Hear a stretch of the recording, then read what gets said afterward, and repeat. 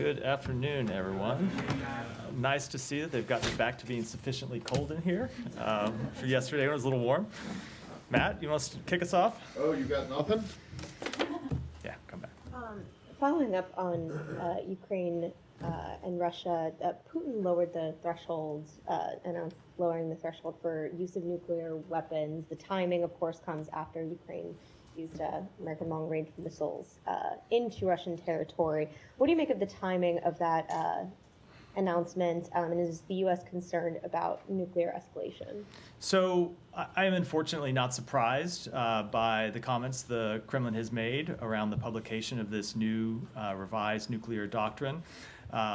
Since the beginning of its war of aggression against Ukraine, it has sought to coerce and intimidate both Ukraine and other countries around the world through irresponsible nuclear rhetoric and behavior.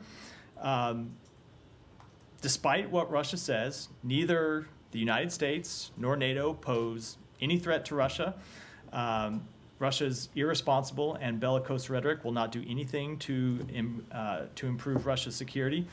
And I would just add that the change in this policy in itself just highlights Russia's hypocrisy. Russia is suggesting here that they would use or could use nuclear weapons against a non-nuclear states if they undertake the same kind of aggression that Russia itself is inflicting upon Ukraine and its people. So we have not seen any reason to adjust our own nuclear posture, but we will continue to call on Russia to stop bellicose and irresponsible rhetoric.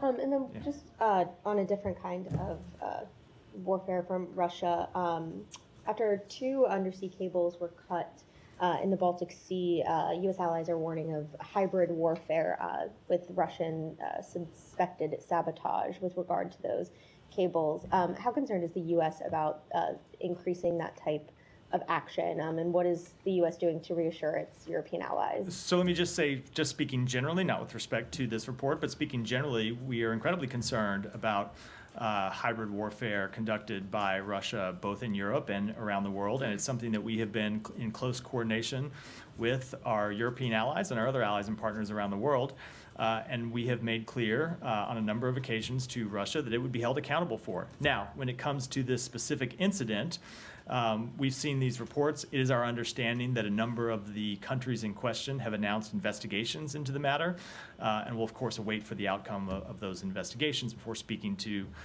them specifically.